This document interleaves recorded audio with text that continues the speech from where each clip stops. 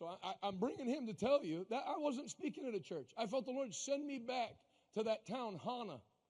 Takes 2 hours to get there, even though it's only 30-some miles from the airport where you land. All windy roads. There's only 1,600 people back there.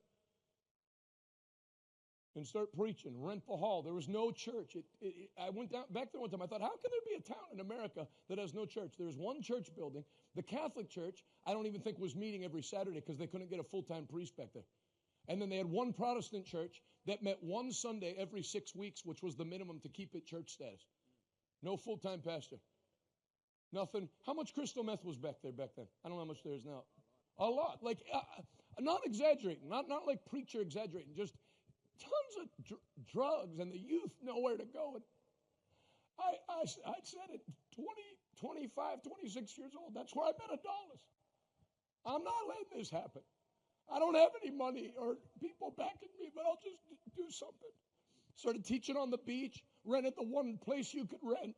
Brought my dad back there, brought Pastor Rodney back there. I thought, I'm going to give it a shot. And a church grew out of it. He got saved. Lee Howe, that came to play bass one night, big Hawaiian guy. One night I gave the altar call, the whole band. Because all the musicians, I was just using whoever I could.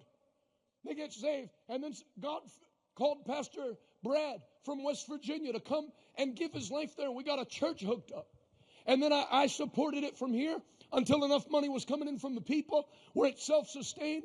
And then I called Dr. James Morocco's office and said, I'm turning a church over to you. I can't oversee it from Pennsylvania. I don't know anything about pastoring. I barely know anything now. And I was 27 and never pastored. These people need oversight from Maui, and I turned it over to his organization. And then I knew I had done my work. And then he gave me a call. Jonathan, this is Dr. James Morocco. I got your number from Rodney Howard Brown. I wanted to find out who the young man was that just gave me a church full of people. Why did you do that? I said, because I can't do what you do. You're obviously the main guy. These guys started 500 churches, 500. So you do it. And I didn't want to give it to you with it where it needed money. I wanted to wait till I was giving you a blessing, not a curse. Well, next time you're here, he said, I've never had anybody do that. Next time you're here, come and preach at my church, which is the biggest church in Hawaii. That's how our ministry opened. Go reach people no one reaches, and then God will give you the platform that everybody wants. If you'll get busy winning people to Christ. Don't give up. When they insult you and revile you, who do you think you are? You think you're talk like that? Don't let it get to you. It's just an inward thing they're having. It's actually things they'd like to say to God, but he's not there, so they yell at you instead. Hey, that stuff's true. Then how come they're basically yelling at God through you? So just take his beating. And that's why he said, if you're persecuted for me, I'll bless you, because they're actually not mad at you, they're mad at me. It's not you they don't like, it's me. The same spirit that put me on the cross, that wanted me dead.